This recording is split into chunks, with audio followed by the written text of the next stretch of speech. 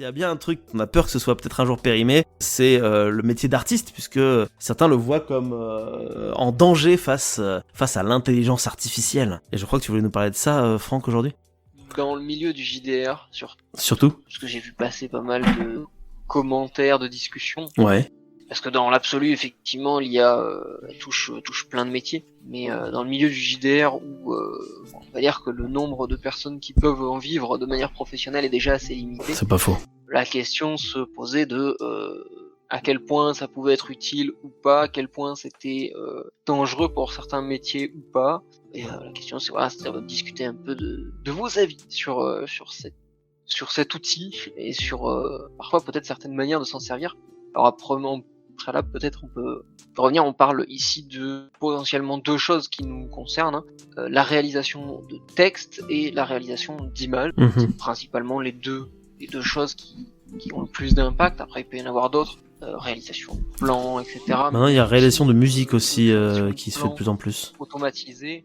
Après la musique, pareil, la question étant sur quelle utiliser, mais sur du JDR, c'est vrai qu'on est quand même moins...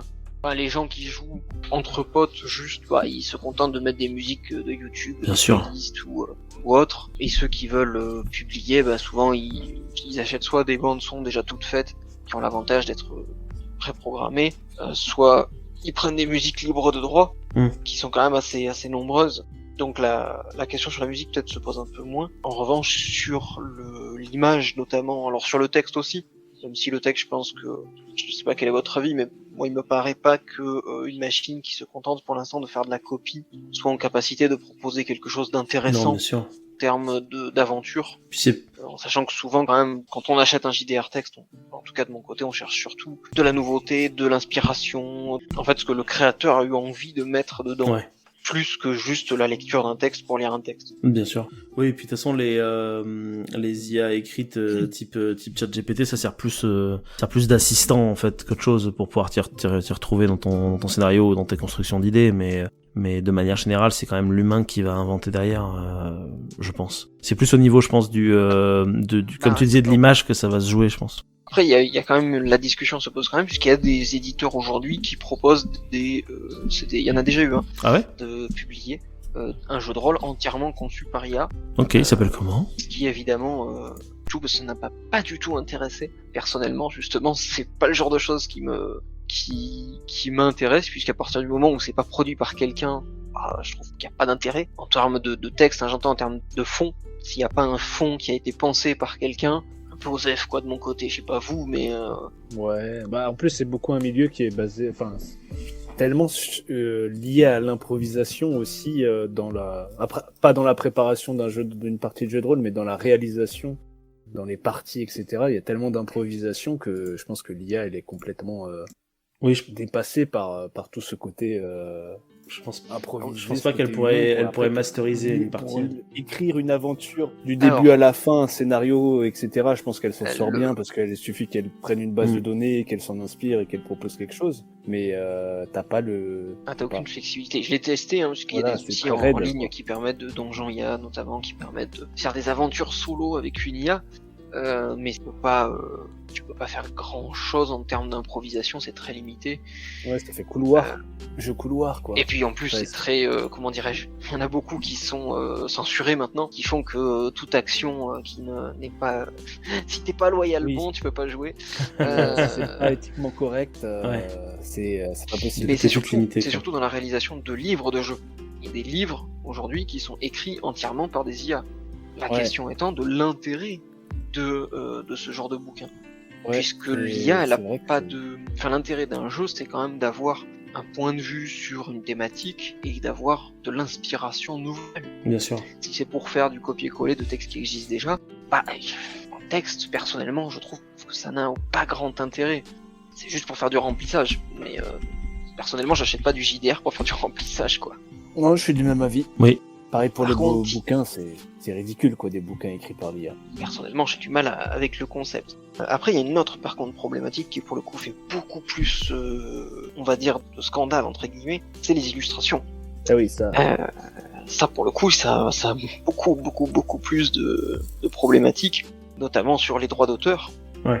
Puisque, pour le rappeler pour les autres auditeurs qui ne le sauraient pas, les IA s'entraînent en allant piocher gratos sur Internet tout ce qu'elles trouvent. Or, une bonne partie du contenu sur Internet, que ce soit des images, des héros, n'est pas censé être gratuit. Oui.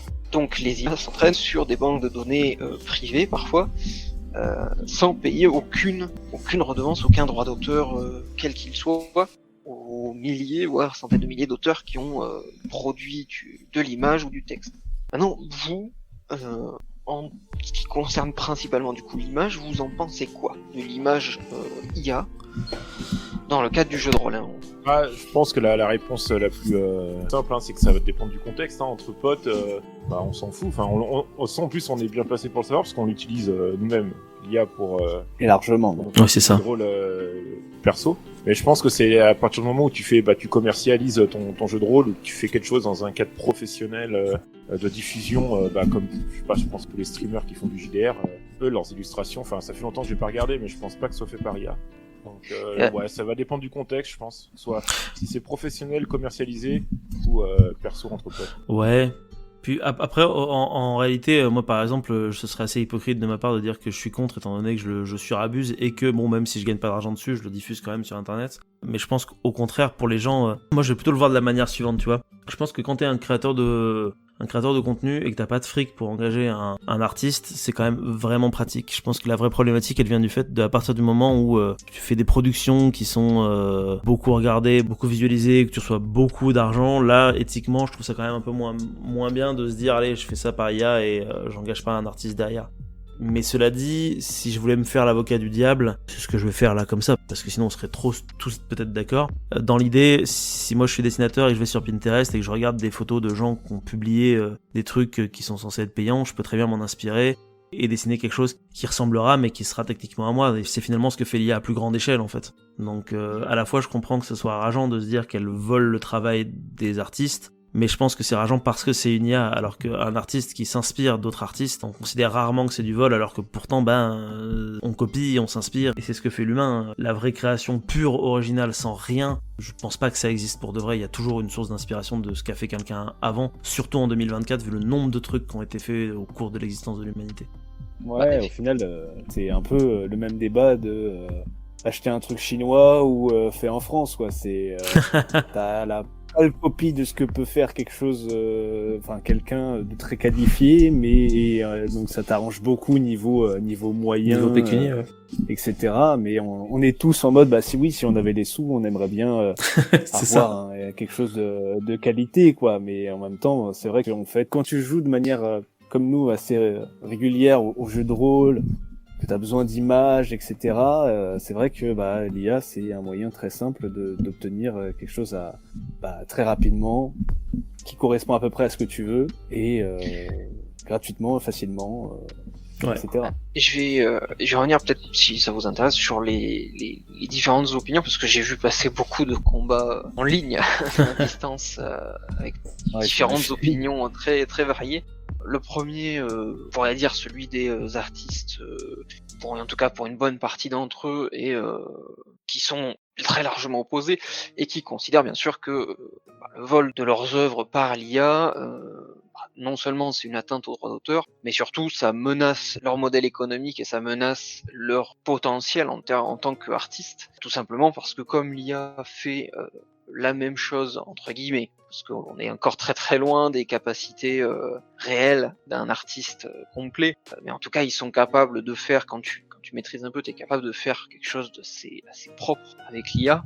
Les artistes considèrent que le danger, c'est qu'à terme, leur profession soit remplacée, et donc toute utilisation de l'IA, puisque chaque utilisation de l'IA entraîne un peu plus la machine et perfectionne un peu plus la machine, est préjudiciable, que ce soit à titre privé ou à titre collectif. Pour certains, c'est inadmissible dans tous les cas, puisque ça va participer petit à petit à l'érosion de leur travail, à l'amenuisement du carnet de commandes, puisque si effectivement le consensus, on va dire peut-être évident chez beaucoup de gens, c'est que quand tu fais un truc payant, tu payes un vrai artiste au passage, mais on a déjà l'exemple que non, il y a des gens qui en profitent très largement et qui vendent du produit IA 100% IA sans que ça soit marqué dessus, Que ce soit pour des tracts, pour des affiches, pour ce que tu veux. Les CV aussi maintenant, tu les fais à l'IA. C'est vrai. Voilà, tu peux lui faire tellement de choses qu'au final, il y a déjà une utilisation commerciale, alors, spécifiquement pour les artistes, une utilisation commerciale de l'IA, et donc le fait de s'en servir tout court, c'est un problème. Ça, c'est un premier point de vue très opposé, voire complètement anti-IA. Il y a l'opinion que vous avez émise qui est un peu plus, on va dire, entre deux, qui est modéré, je sais pas, parce que sur ce sujet-là, je sais pas bien s'il y a réellement d'opinions radicales, puisque ce sont juste des choix de méthode. Opinion médian. Mais en tout cas, un opinion entre deux, entre guillemets, qui est de dire que à titre privé, c'est quand même bien utile quand t'as pas la thune, et qu'à titre public, par contre, pour des œuvres de production, ça devrait être uniquement des œuvres d'artistes. Et à l'inverse, il y a encore un troisième groupe qui dira que non, on fait un peu ce qu'on veut, puisque comme tu l'as dit Marc, les IA elles ne font finalement que ce que font les artistes, mais en 200 fois plus vite, puisque au lieu de passer 10 ans à apprendre la peinture, le dessin, ce que vous voulez, elle fait ça en 10 minutes top chrono, une fois que tu as fini ton code. Et que donc, l'IA, c'est un peu la next gen, c'est un peu la prochaine génération de ce qui se fera partout, parce que de toute façon, elle est plus efficace, moins chère qu'un artiste humain. Entre toutes ces options, de toutes ces opinions, il y a bien sûr tout un tas de variations diverses et variées. Mais c'est vrai que les problématiques qui sont soulevées, elles sont quand même assez conséquentes. Sociétale, quoi. Elles sont sociétales, mais surtout elles sont conséquentes pour certains artistes dans le milieu du jeu de rôle. Ouais, et puis même en dehors du jeu de rôle, ça remet en question la profession de beaucoup de personnes dans le milieu artistique, effectivement. C'est ça. Maintenant, la question c'est aussi peut-être qu'est-ce qu'on cherche à faire et pour quel objectif. Alors, ce que vous disiez, à mon sens, c'est assez, moi qui me paraît plus logique, est de dire qu'effectivement, à titre privé, à un moment donné, c'est sûr que c'est une option quand même qui est beaucoup moins chère et très facile d'accès. J'ai vu effectivement des artistes qui, potentiellement à raison, hein, personnellement je suis pas sûr qu'on puisse dire qu'il y a un bon ou un mauvais choix pour l'instant, ça paraît un peu compliqué avec le peu de profondeur de vue qu'on a sur le sujet, mais j'ai vu des artistes qui effectivement étaient totalement opposés à l'IA, quitte à dire, avant, quand il n'y avait pas l'IA, les gens ils avaient pas de dessin, ils avaient pas de portrait pour leur personnage, et ça le faisait très bien. Et ils imaginaient dans leur tête, et c'était très très bien. Et ça marchait. Oui, Pourquoi est-ce qu'aujourd'hui...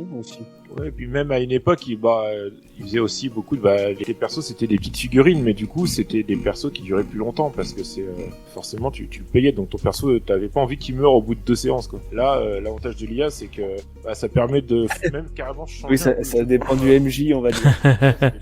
Je veux dire, là, si on devait, par exemple, nous payer des artistes pour faire nos portraits, bon... Je pense qu'on n'aurait pas de portrait, en fait. Effectivement, on a fait 3 persos en 2 semaines. Un portrait, c'est entre, pour donner une idée aux gens, 50 et 300 euros en fonction pour un portrait, en fonction du niveau de détail, de couleur pas couleur, du style de l'artiste, s'il est connu pas connu.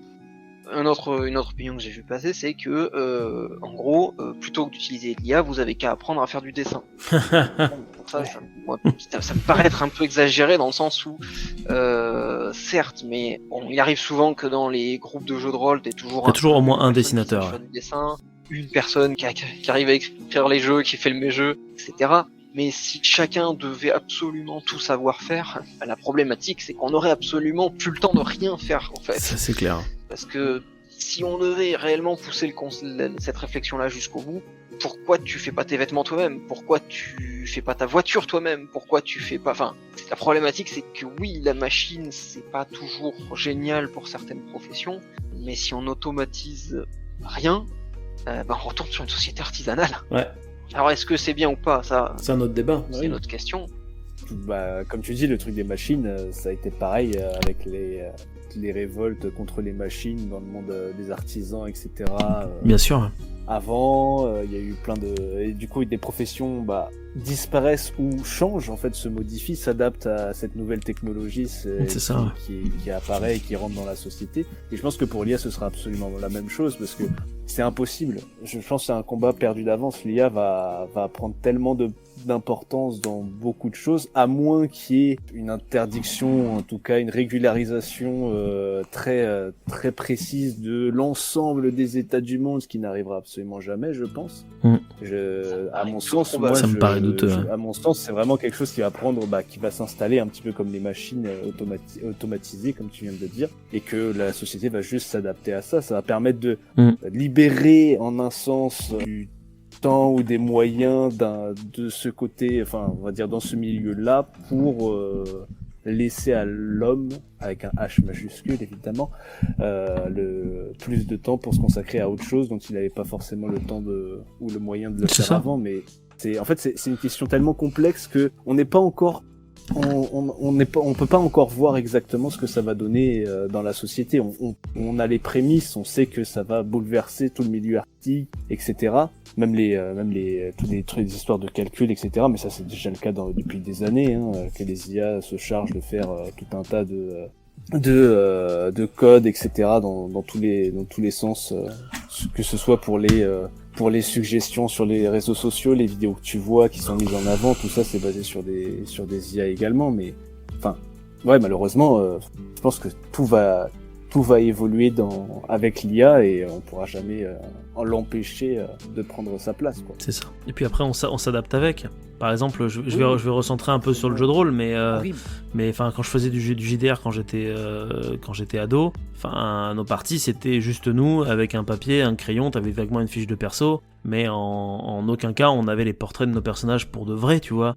Il y avait vaguement des croquis faits par les quelques-uns qui savaient dessiner, mais c'est valable aussi sur la musique. Moi je sais que j'ai eu mes premières parties de JDR dans les années 2000, il y avait pas de musique, il y avait pas de bruitage, il y avait rien de tout ça. Donc les manières qu'on a de jouer au jeu de rôle, elles ont aussi beaucoup évolué avec ce que nous a offert la technologie. Aujourd'hui sur une partie de JDR, t'as des banques de données sonores, de musique, de dessins qui font que tu peux illustrer ça avec une facilité déconcertante et que je trouve honnêtement que, en tout cas sur des parties personnelles, ce serait dommage de s'en priver en fait de ça, parce que ça permet une autre manière de s'immerger, ça rajoute quelque chose. Tu as des vrais visuels. Je vais prendre l'exemple de Raphaël, que vous connaissez bien, il vous en a parlé la dernière fois que vous l'avez vu. Raph, il a eu beaucoup de mal à faire du jeu de rôle papier classique, parce qu'il a besoin d'un support visuel pour jouer. Et c'est vrai que quand on fait des parties où il y a tout qui est là, c'est-à-dire des maps avec des bonhommes à bouger, et ben tout de suite ça va beaucoup mieux parce qu'il voit. Et c'est vrai que ce genre de choses permet finalement d'ouvrir un monde à des personnes qui n'en avaient pas accès à la base, je pense. Carrément, notamment... Je rajouterais même que du coup, c'est à l'époque de ce que tu disais dans les années 2000, que c'était vraiment la bonne franquette avec un papier et un crayon. Ouais, c'est ça. En fait, c'était réservé presque aux plus fortunés de justement pouvoir jouer à Donjons et Dragons avec un plateau. Bien sûr, bien sûr. L'IA, et même en vrai, même avant l'IA, regarde Holbert ou ouais, 20, tout à fait. C'est des banques de données avec des assets gratuits qui permettaient déjà en fait de faire du jeu de rôle en ligne déjà et de pouvoir se plonger un peu plus dans l'univers, rajouter l'IA par-dessus. Pour ceux qui n'ont pas les moyens, c'est génial, quoi. Alors ça tombe bien parce que justement l'une des questions et peut-être des solutions, on va dire, à une partie du débat en tout cas, que j'avais vu poser, elle est sur justement l'idée de ces assets gratuits. Parce que l'une des grosses problématiques soulevées par certains artistes, c'est que certaines compagnies se font de l'argent sur leur travail à la base.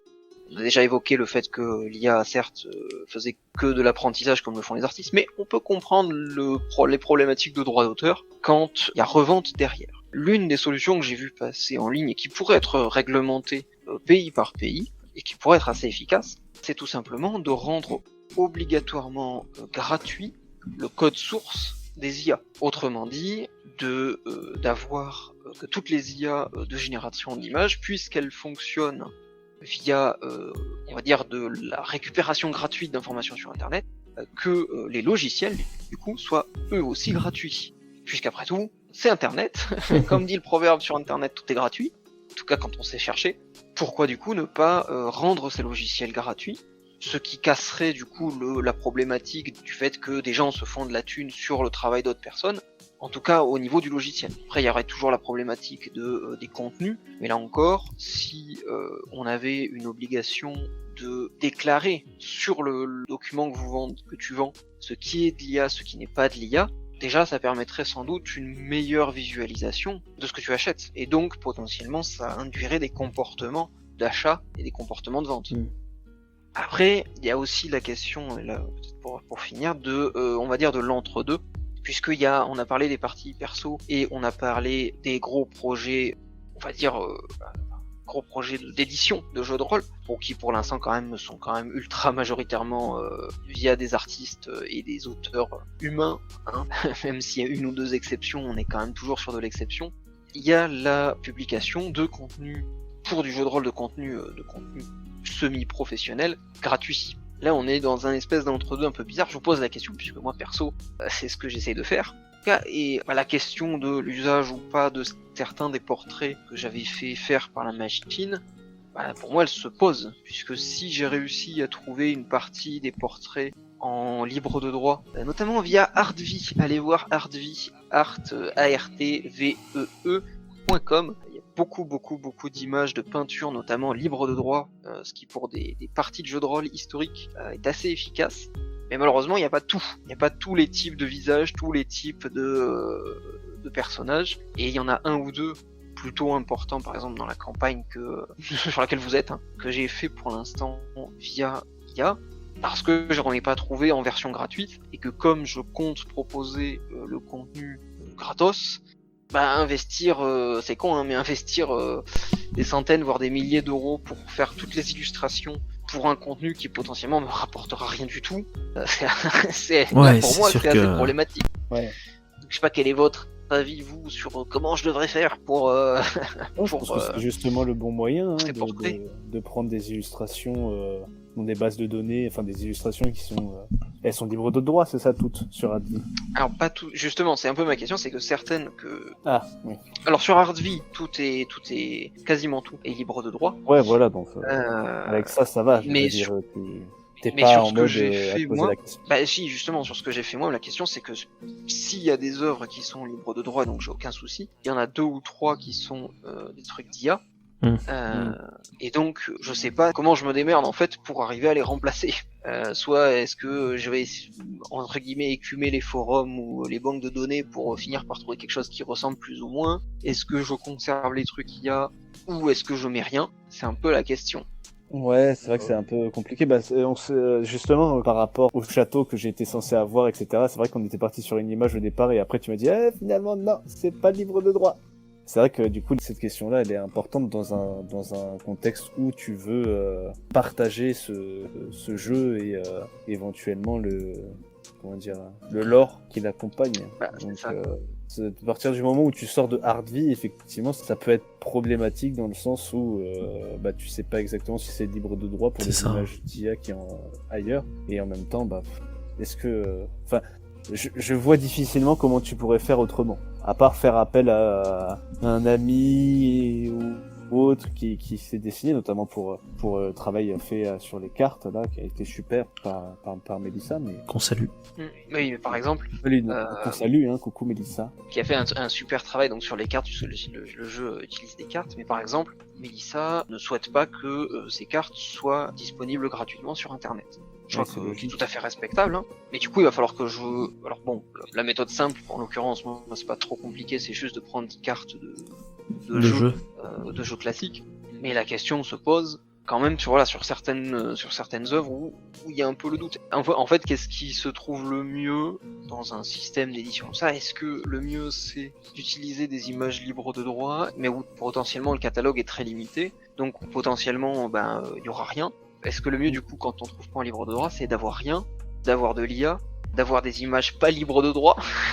Moi je pense que à partir du moment où je sais pas après ton projet, mais à partir du moment où tu le proposes, on va dire sur internet, je sais pas si tu veux le vendre ou le laisser libre d'accès ou quoi que ce soit. Pour l'instant, on est plutôt parti sur du gratos. Ouais, déjà, c'est la gratuité à mon sens. Tu peux très bien partir sur une bibliothèque d'images libre de droit et complété par l'IA, et à chaque fois qu'il y a une image IA, tu le précises, ouais, c'est ça. Une image d'illustration, d'inspiration pour. Ça paraît être je pense que c'est l'essentiel, mais c'est vrai que voilà. Obligatoire de passer par là, parce que sinon, après tu te perds dans des descriptions, textes énormes d'un endroit ou de plusieurs personnages, je pense qu'après c'est interminable. C'est faisable, hein. Mais est-ce que du coup les gens qui vont récupérer ce jeu de rôle, ils vont prendre la peine de lire toutes les descriptions précises des choses plutôt que d'avoir une image très simple qui te permet de comprendre très rapidement dans quel milieu tu évolues, ce personnage à qui tu parles, à quoi il ressemble à peu près. Pour moi, c'est quasiment obligatoire de passer par IA. Ça, c'est un peu la problématique, c'est que, comme dit le proverbe, une image vaut 1000 mots. Il est beaucoup plus facile de faire passer des intentions, des fois juste avec une image, qu'effectivement avec des descriptions qui parfois sont très très très très longues et qui n'apportent pas grand chose. Finalement, pas toujours en tout cas, en dehors de la mise en ambiance.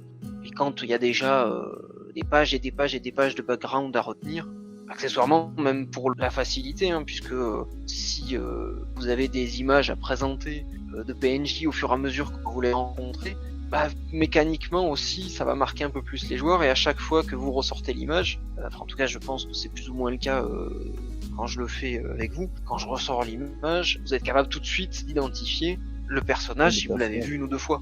Ce qui n'est pas forcément toujours le cas via des descriptions sinon. Oui, tout à fait. Que de toute façon, à partir du moment où tu précises, la pilule elle passe mieux parce que les gens sont souvent virulents quand c'est caché, que l'IA elle est cachée surtout. Après, ça reste quand même relativement facile de détecter une image IA. Encore pour le moment, hein, dans 5 ans, je suis quasiment sûr qu'on fera presque plus la différence, mais... Ouais. C'est ça la difficulté. Après, voilà, même sur ce genre de cas, du coup, j'ai vu des artistes et des groupes de discussion dans lesquels, par exemple, il est strictement interdit de faire de la publicité ou de diffuser du matériel de jeu de rôle qui soit payant ou gratuit à partir du moment où c'est une œuvre d'édition. Donc, par exemple, un jeu de rôle gratuit qui utiliserait que de l'IA parce que l'auteur, voilà, il n'y a pas de thune ou parce qu'il est nul en dessin et qu'il veut quand même avoir de belles illustrations ou quelque chose qui claque visuellement pour attirer le regard, pour faire passer une ambiance dans le jeu, dans la lecture, et ben forcément on se retrouve des fois dans des disputes entre guillemets sur certaines communautés où certains disent non, absolument pas, d'autres disent pourquoi pas puisque c'est gratuit. Voilà. C'est un peu la problématique. Ouais, mais tu pourras jamais satisfaire tout le monde, c'est aussi le problème. Hein. Vouloir plaire à tout le monde, c'est plaire à personne, comme on dit. C'est un moment de changement, quoi. On est à un croisement et donc forcément, il y a des gens qui refusent ce changement, il y en a d'autres qui sont plutôt en mode pourquoi pas et d'autres au contraire qui sont en mode c'est absolument génial. Donc je pense qu'il faut pas trop se prendre la tête sur ça et faire avec les moyens qu'on a pour essayer de proposer la meilleure expérience possible. Parce que jusqu'à présent, d'autant que tu vas pas faire de l'argent dessus, donc à partir du moment où tu es un créateur, je veux dire, reconnu et que tu es sûr que tu vas rentrer de l'argent ou quasiment sûr avec ton jeu de rôle, là tu peux te permettre ou alors tu as un beau projet et autres, tu travailles en collaboration avec des artistes, alors je sais pas si l'artiste peut être payé directement ou en royalty sur les ventes ou quoi que ce soit, il y a toujours des moyens de trouver des accords ou autres. Et à ce moment-là, des dessins d'artistes, ça donne une patte à ton univers, ça donne un cachet, quoi. Et si tu fais appel à 1 ou 2 ou 3 artistes qui vont gérer toutes les illustrations de ton jeu, là, tu vas créer une vraie identité à ton scénario, à ton histoire. Mais pour moi, c'est pas du tout dommageable de commencer petit avec des illustrations justement faites par l'IA. Certes, ce sera pas le même cachet, mais ça permet déjà d'identifier parfaitement les choses que tu veux faire comprendre et que tu veux transmettre aux joueurs. Complètement, hein. Je suis d'accord. D'autant plus que un artiste humain, et c'est pour ça qu'il y a beaucoup de gens qui passent par l'IA, d'autant plus surtout si jamais c'est surtout des potes et que tu les payes pas spécialement, ils vont pas travailler vite. Moi je vais vous donner un exemple de quelque chose que je vis. Je travaille sur un projet d'illustration de jeu de rôle depuis maintenant 4 ans, parce que ça a commencé en 2020, c'est pour illustrer un jeu de... Par rapport au Far West ? Non, du tout. Le Far West, non, ce sera fait essentiellement par IA. C'est sur le premier jeu de rôle qu'on a fait sur la chaîne, que vous pouvez aller visualiser sur SoundCloud, Spotify et Deezer, bien évidemment, chers auditrices et chers auditeurs, c'est Fumble Rumble. Et Fumble Rumble, à l'époque où on l'a sorti, les IA, moi je connaissais pas. Et c'est vrai que je me suis dit, vas-y, je le fais dessiner par des vrais gens, parce que je trouvais ça cool. Et je trouve toujours ça cool. Et le fait est que j'ai combien de personnes? Attendez, je les compte. J'ai 1, 2, 3, 4, 5, 6, 7, 8, 9, 10, 11, 12, 13, 14, 15, 16, 17... 18, 19, j'ai 20 personnes qui font des dessins pour moi en ce moment sur ce jeu, et ça fait depuis 4 ans parce qu'il faut tout illustrer de A jusqu'à Z, et je pense qu'il faudra bien 2 ans de plus avant que, plus le montage bien sûr, avant que le truc il soit disponible sur YouTube. Et au final je pense que je serais très content. Alors après il y aura pas de cohérence de style graphique spécialement, mais ça prend un vrai temps fou parce que Ben parce que c'est humain. Après, du coup, pour le coup, t'as un rendu d'humain. C'est-à-dire que tu sais qui c'est qui a fait ça, t'as une patte, t'as vraiment un vrai quelque chose, ça fait pas... T'as un vrai cachet, mais d'un point de vue temporel, si tu dois travailler dans l'urgence, si t'as envie que ton truc il sorte rapidement, l'avantage de l'IA, c'est que ça va plus vite. Donc ça a ses avantages comme ça a ses inconvénients. Et c'est vrai que pour faire les deux en simultané, ça dépend ce que tu veux faire derrière. Mais je pense que quand tu te bases, quand tu pars sur un projet et que tu as une idée en tête de quelque chose, de mon point de vue, par exemple sur Fumble Rebel, je mettrai aucune IA dessus, même pour compléter, parce que ça part du principe que c'est pas fait par IA et que c'est fait par des gens. Sur les autres JDR que je fais avec IA, c'est full IA parce que voilà, c'est assumé de A jusqu'à Z, c'est de l'IA, c'est de l'IA, c'est de l'IA. Mais voilà quoi, donc ça, je pense qu'il faut juste garder une ligne directrice quand t'as un projet de manière générale et s'y tenir dans la mesure du possible, quoi. Voilà. Dites-nous dans les commentaires ce que vous en pensez, vous également, chères éditrices et chers éditeurs, et n'hésitez pas à aller voir nos différentes productions de jeux de rôle, bien évidemment, dans tout ça. Et Clément, est-ce que tu veux poursuivre cette discussion-là, ou est-ce que tu veux nous parler d'autre chose? Parce que au final, je t'ai pas demandé si t'avais prévu quelque chose ou pas aujourd'hui. Non, alors, non, en vrai, j'ai rien prévu. Juste si on veut rester sur le jeu de rôle, mais ce serait très très rapide. Hein. Je crois que c'est hier, je te l'ai dit, je m'étais fait la remarque. Ouais. Chaque partie de jeu de rôle que je fais, j'ai des souvenirs dessus, je me rappelle de tout. Ah oui. Alors que, tu vois, pour le coup, la mémoire sélective ne marche pas. Je me rappelle de tout. C'est la nature même du jeu de rôle qui te permet de garder ça en mémoire. C'est vraiment... c'est autre chose qu'un jeu vidéo ou en jeu vidéo, je trouve. Ça te marque plus, vraiment. Je suis assez d'accord. Hein. Comme on l'avait dit hier soir, c'est plusieurs vies en fait que t'as, presque. Ouais. Des fois avec Emma, tu vois, on reparle souvent du jeu de rôle qu'on a fait il y a 2 ans, un Théo. Oui, parce que tu t'investis en fait émotionnellement dans l'aventure, quoi. Moi je me rappelle encore de mes toutes premières parties et c'est ça qui est fou en fait. C'est clair, moi j'ai des parties que j'ai jouées alors que j'avais 14 ans, je m'en souviens encore. Il y a 15 ans, je me rappelle des balbutiements, des tests qu'on faisait avec des potes sur du JDR Nullbuck. Ça avait rien donné, hein, mais c'était marrant quoi. Ouais, ça te forge des vrais souvenirs. La plus belle pub que tu peux faire pour des gens qui n'ont pas encore joué au jeu de rôle, c'est que effectivement c'est des aventures dans lesquelles tu t'investis tellement, quoi. C'est clair. Et ça, c'est beau. Jouer au jeu de rôle, chers éditrices, chers éditeurs. Il n'y aura jamais assez. Même s'il y a de l'IA, ça reste quelque chose de profondément humain. C'est ça. Bah écoute, je pense que c'est même... D'ailleurs, juste pour rebondir dessus, je pense que même que l'IA peut permettre justement de garder... De faire en sorte que le jeu de rôle ne périclite pas. Ça peut faire qu'un boost en fait, je pense. Parce que ça permet à des gens qui ont soit les moyens, soit qui ont besoin de visuels, d'en avoir rapidement. Ouais, c'est ce qu'on disait tout à l'heure. Ça fait 40 ans que le jeu de rôle existe, c'est pas pour rien. Ouais, ça peut faire venir du monde, effectivement. Ouais. Voilà. Après, là-dessus, peut-être je serais moins d'accord dans le sens où je suis pas sûr qu'en termes de nombre, en termes de nouveaux adhérents, ça change grand-chose. Notamment parce que même s'il y a du contenu, gratuit. On peut trouver partout sur internet. Hein. Tu as cité Nullbuck, ce qui a fait une bonne partie de la popularité du jeu de Nullbuck, du jeu de rôle Nullbuck, outre la série audio, c'est quand même le fait qu'il était gratuit de A à Z, ce qui forcément te permet de t'impliquer beaucoup plus que quand tu es lycéen, que t'as pas une thune, que des jeux comme Donjons et Dragons qui coûtent 60 € par livre et où il t'en faut 3 ou 4 pour pouvoir réellement aller un peu loin. Le livre des monstres, le livre des sorts, le livre du scénario. C'est ça, la difficulté elle est aussi là, quoi. C'est que l'univers de Nullbuck, comme il est gratuit, il a été très facilement accessible à beaucoup de gens. Après, le fait que ça soit payant en fonction des jeux, ça n'a pas l'air d'être une trop grosse astreinte. C'est surtout que sur la masse de joueurs, les gens ne peuvent pas tout acheter. Et tu es un peu obligé de sélectionner les jeux que tu préférerais avoir. Et ça, j'ai envie de dire, c'est comme partout. Tu peux pas toujours tout avoir. Tu es un peu obligé de sélectionner. Mais je suis pas sûr que le fait que l'IA fasse la même chose en moins cher ramène de nouveaux joueurs.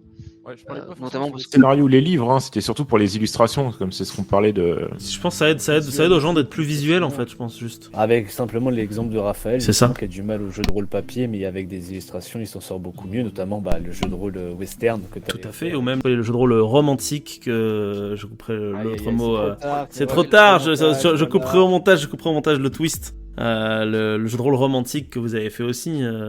ou plus régulièrement, ou plus récemment, on en a fait un, le jeu de rôle de la jungle que vous aviez joué de votre côté en présentiel avec moi, que j'ai refait en ligne il y a 1 mois ou 2 maintenant. Aventure, ouais, sacrée aventure. Mais oui, après pour ce qui est des livres de JDR, ouais, ça coûte cher. Et après, tu vois, moi je sais que je fais beaucoup de jeux de rôle et pourtant j'ai jamais acheté aucun livre de jeu de rôle.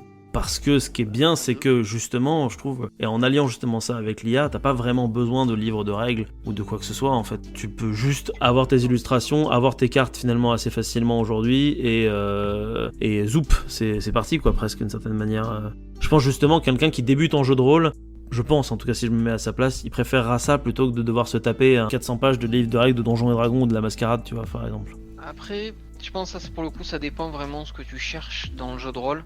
Moi, j'ai qu'il y a eu des phases. Par exemple, quand je jouais à Nullbug, j'aimais beaucoup le fait que t'aies plein de tableaux avec plein de trucs aléatoires, plein de choses, de petits détails à lire, tout ça. Parce que c'était une période où je démarrais, j'avais pas forcément beaucoup de bagages, de matière, ouais. encore, de bagages pour moi faire des descriptions ou aller chercher du fond. Et le fait d'avoir des fois des gros contenus avec beaucoup de descriptions, bah ça aide quand même pas mal à se mettre dans le bain. À l'inverse, parfois, le fait d'avoir des trucs très très light, c'est plus facile comme tu l'as dit, parce que du coup t'as pas à embrasser des pavés de règles et de tableurs, et juste en imaginant et en délirant, tu peux rapidement créer quelque chose d'assez drôle et d'assez sympa. Ouais, c'est ça. Je pense que ça dépend aussi où est-ce que tu cherches dans le jeu de rôle. Pendant très longtemps, il y a eu un gros débat d'ailleurs qui existe, je pense toujours, mais sur le type de rôliste que tu étais. Est-ce que tu es un narrativiste, un simulationniste, etc. Je sais pas si vous aviez vu. Ah non, pas du tout, ça m'intéresse, je suis curieux. Je dirais les dérivés du christianisme. Alors est-ce que t'es un protestant? Ah, c'est presque ça. Pendant longtemps, il y a eu de gros débats entre différents types de joueurs, différents types de parties. D'un côté, on avait un peu, alors si je m'en rappelle bien, parce que ça fait longtemps que j'ai pas regardé le truc, mais t'avais les simulationnistes qui en gros voulaient le truc le plus réaliste possible, ce qui impliquait souvent beaucoup de règles, beaucoup de tableurs pour prendre en compte toutes les possibles résultats, toutes les possibles situations pour les décrire le mieux possible.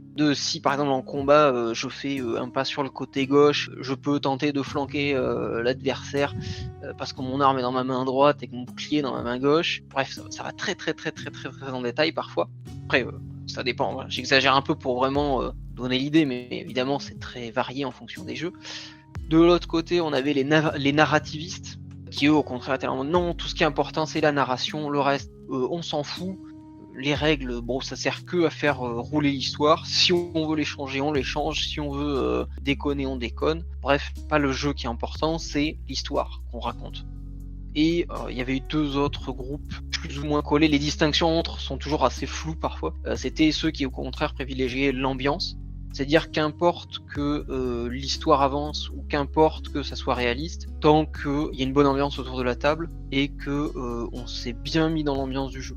Mais si on a envie de changer complètement ou de faire dérailler l'histoire, ou voilà, on s'en fout. L'important c'est l'ambiance. Et il y avait une catégorie qui vient particulièrement de Donjons et Dragons et de Warhammer que tu as un peu évoqué tout à l'heure Clément, hein. Ceux qui considèrent que c'est quasiment un jeu de plateau et que donc ça se joue forcément avec des figurines, avec du visuel en 3D sous les yeux sur la table. Je vois des vidéos des fois, tu sais, des petites vidéos sur Instagram où t'as des MJ. Bah, je pense que c'est des gens qui font des campagnes sur 2-3 ans, mais ils fabriquent des tables de jeux de rôle où bah en fait la table elle est, c'est limite s'il y a pas un décor dessus en plus. C'est Alors, par contre, tu fais une scène quoi par soir parce que tu changes pas de table tous les soirs, mais.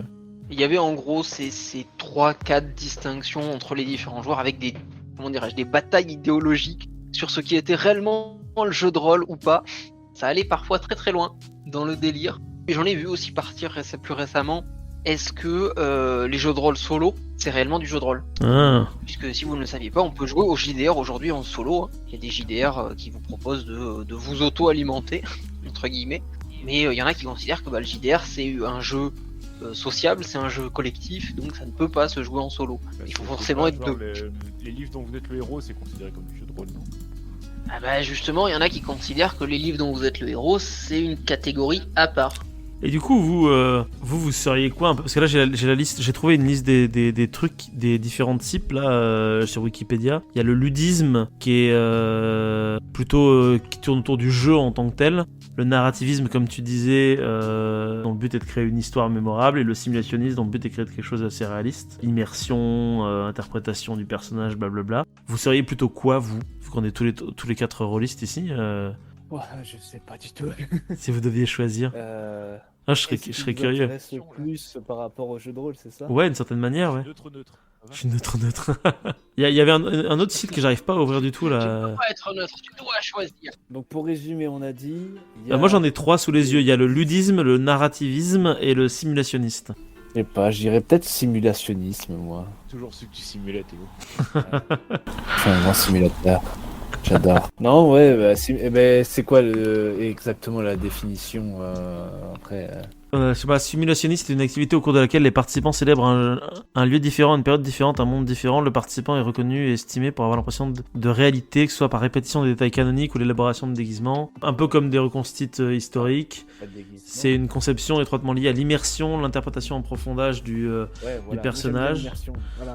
Ne pas laisser Oui, les informations de méta-jeu influer les décisions de l'aventure. Je dirais que je suis plus ça parce que j'aime bien m'investir sur le personnage, enfin son histoire, essayer un peu sa personnalité, même si c'est compliqué parce que c'est vrai que du coup il y a à la fois la personnalité de ton personnage tel que tu l'as imaginé et ce que tu es toi, et du coup il y a des moments où Ouais, c'est toujours un peu compliqué des fois. c'est un peu en conflit, quoi, ou alors tu fais quelque chose qui est pas forcément logique, enfin toujours un peu particulier, mais ouais, je dirais que c'est cet aspect-là d'immersion dans le jeu dans l'aventure qui est intéressante. Ok. Et en même temps, bah, la narration aussi c'est important. Il y a tout qui est important finalement.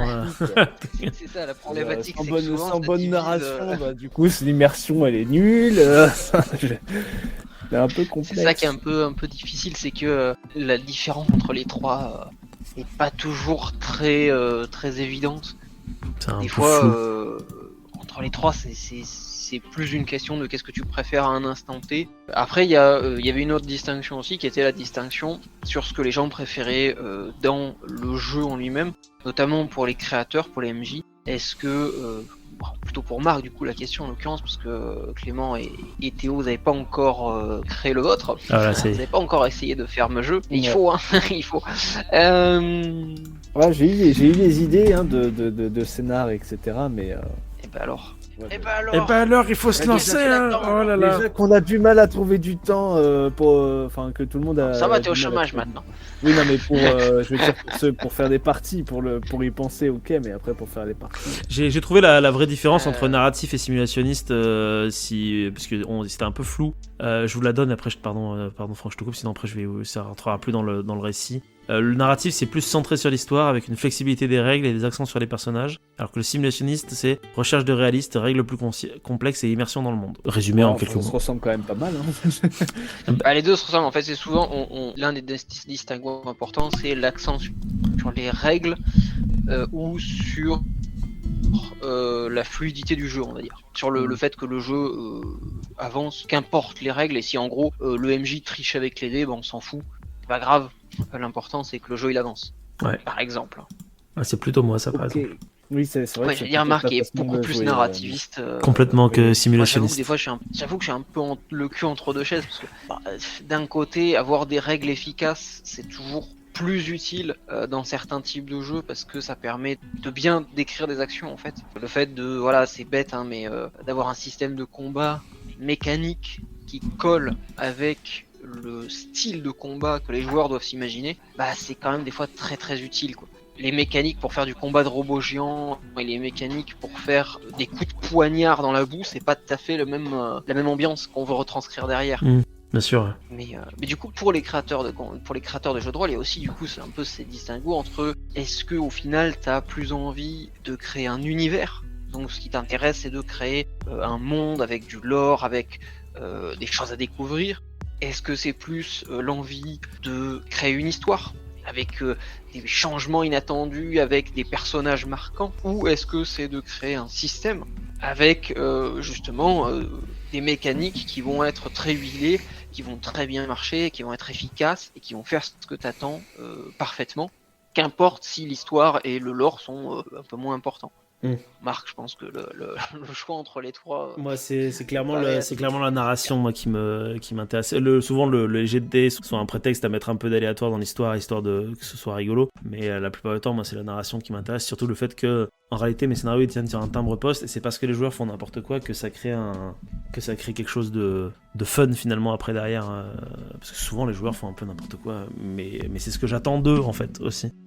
Les guider, avoir le scénario toujours en trame de fond et changer de place le scénario en fonction de ce qu'ils font, il y aura toujours moyen de rattraper parce que justement comme le scénario est pas ultra complexe, tu peux le placer sur le chemin des joueurs quand même malgré tout et pas oublier ce qu'il y a derrière. Et puis moi ce qui m'intéresse aussi c'est parfois de mettre les joueurs face à des choix cornéliens aussi, qui est intéressant de voir justement comment ils vont réussir à réagir. C'est toutes ces choses là qui font qu'à la fin je suis content d'avoir eu une bonne histoire, et c'est ça qui m'intéresse là-dedans. Et même quand j'incarne mes personnages, tu vois, t'as beau être peut-être plutôt simulationniste, quand on joue ensemble et que moi je suis joueur, je m'en fiche de mourir, donc du coup je vais quand même essayer de faire des trucs qui seront en lien avec le personnage, même s'il fait une action stupide, c'est le personnage qui est stupide et c'est pas grave s'il meurt, tu vois. Je m'attache à mon personnage, mais je suis capable de m'en détacher suffisamment pour que je me dise, bon, au moins ça aurait été, scénaristiquement, ça aurait été chouette de faire ça jusqu'au bout, quoi. On se souvient tous de Raoul, pour ceux qui s'en souviennent. Bah, Frédéricus. Ah, Frédéricus aussi, ouais, c'est vrai, Frédéricus. Lui, pour le coup, il a pas choisi de mourir, il s'est pris un coup de pagaie sur la tête, voilà, mais j'aimais beaucoup Frédéricus. Pas là pour ça, je suis tellement déçu de pas avoir été là. Ah, oui. Mais du coup, d'ailleurs, n'hésitez pas, hein, si vous aimez le jeu de rôle, à aller voir la chaîne de DTDR, que ce soit les lives, que ce soit les rediffs. Oui, c'est bien, il faut faire la promo. Ouais. Petit exclu pour les gens qui nous écoutent. Bientôt, peut-être un nouveau live, en plus du live du Nouveau Monde avec Nico, qui, si je ne me trompe pas, en jeu. Tout à fait. Tout à fait. Faire une nouvelle, La saison 3 de 9e cycle. Ça, en plus, peut-être une autre mini-campagne de JDR d'horreur. Oh. Pour le coup, avec du dessin au crayon sans IA. Oh. Puisque du coup aussi scoop pour les joueurs qui sont ici et qui seront sans doute les joueurs de la partie en question. Pour le coup, oui, il y aura que des images, que du dessin au crayon. Oh. Puisque le but recherché, c'est que le dessin au crayon, c'est beaucoup plus, surtout dessiné par moi, plus aléatoire, c'est beaucoup plus impropre, on va dire, et donc beaucoup plus apte à terrifier, à laisser des fausses impressions et à piéger les esprits. Et comme on fait de l'horreur, Lovecraftienne, c'est peut-être un peu plus intéressant. Et du coup, il vous faudra aussi, quand on fera les persos, il vous faudra faire un espèce de crayonné. Ok. Donc, ça me va, ça me vend du rêve. Et même pas forcément alors ça c'est aussi peut-être une technique pour ceux qui nous écoutent, si vous voulez faire des persos à l'ancienne, que vous voulez pas d'IA, tout ça. En l'occurrence, ce que je vais faire, c'est des crayonnés, mais c'est pas forcément des crayonnés complets. C'est pas des vrais portraits des personnages, c'est pas des descriptions, des dessins détaillés des lieux et des pièces. C'est vraiment des choses qui vont se concentrer peut-être sur un ou deux trucs dans le jeu, un objet, une moustache, une cravate, une bedaine, un veston, une paire de chaussures, ce que vous voulez, qui permet d'illustrer le personnage, plus parce que c'est l'élément marquant que réellement pour avoir une illustration complète. Bien vu. Ça peut être une technique pour faire à la fois, pour avoir des illustrations, même quand on n'est pas forcément très bon en dessin, parce que bon voilà, faire une grosse moustache avec juste un bas de visage sans faire le haut, c'est moins compliqué potentiellement que de faire tout le personnage en couleur.